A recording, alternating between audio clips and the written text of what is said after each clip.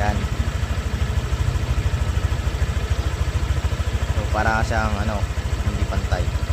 So sa gulong naman, tignan nyo sa gulong, check niyo kung pantay ba. Hindi mapapansin, hindi makikita sa video kung pantay ba talaga yun. Yan. Dahil sa amin makikita dito pag panaikot namin, talagang malaki yung diferensya ng mags. Meron siyang makapal, meron ding manipis. So makikita mo dito dyan, isa itong parang factory defect ng Honda Click nito, makapal. Tignan nyo, makapal.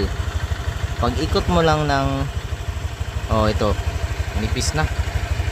Tingnan nyo dito ang banda, sobrang nipis na. Yan. Tapos pag ikot nyo, ito ang kapal, diba?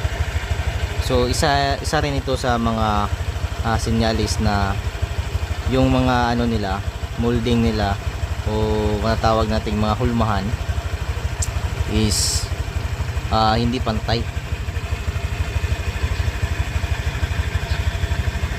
So makakause kasi ito ng vibration. Isa ito sa makakause ng vibration, lalo na kung mataas yung RPM o mabilis yung takbo ng motor mo. At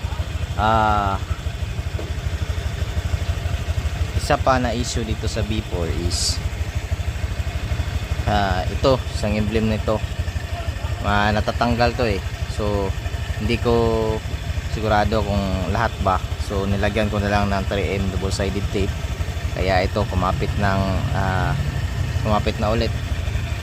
So bago pa to, hindi pa to umabot ng isang buwan. So ano pa ito sa akin, 22 days.